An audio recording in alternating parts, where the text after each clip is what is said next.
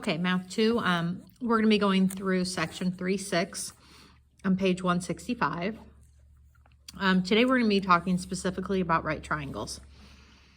All right, as you can recall in one of the videos I had, that the reason angle, side, side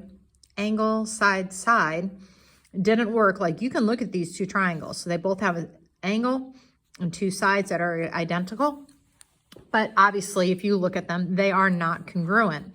The reason being because angle, side, side was not a reason. Okay, we have four things, and they are angle, angle, side, angle, side, angle, side, side, side, and side, angle, side. Those are the only four reasons that we had for proving two triangles were congruent. And we said angle, angle, angle does not work. And we proved that angle, side, side does not work. All right. But when you come down here in a right triangle, it says the side opposite the right angle is called your hypotenuse. You've learned that a long time ago. So here's your right angle. The slanted side is always your hypotenuse, and these are your legs. What you're going to find out here, if we flip the page over, we have a fifth reason why triangles can be congruent, and this can only happen in right triangles, and it is called HL. So if you take a look here, virtually it is your angle, there's your angle, both 90, a side and a side. Here's an angle, a side, and a side. So it is our angle, side, side. It's just that it is a right triangle. And if it's a right triangle, then the angle, side, side does work. So HL stands for the hypotenuse and one of the legs. So if the hypotenuses are congruent and one of the legs are congruent, then the triangles have to be congruent by HL. Okay, and if you want to look down through here, it kind of shows you why. All right, so here are the conditions. If you are going to use HL as a reason, it has to meet these three conditions. First of all, there have to be two right triangles. So if it's not even a right triangle, do not consider HL as a reason.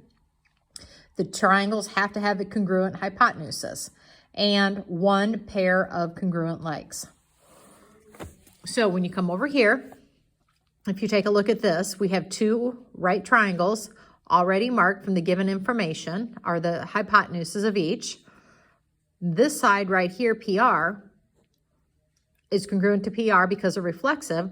Now we have HL. So the two triangles would be congruent because of HL. All right. Same thing, I'm at the bottom of page 168. Vertical angles, so those have to be congruent.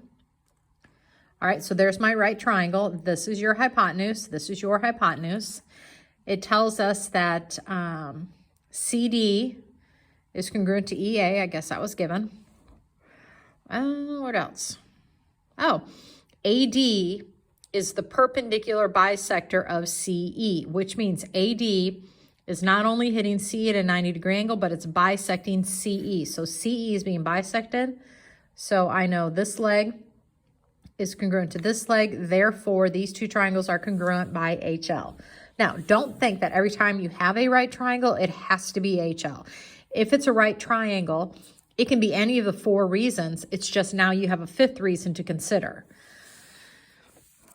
All right, you come over here, the top of this one, it tells you you have a perpendicular. Remember, this symbol is perpendicular, which means 90 degrees. We have them.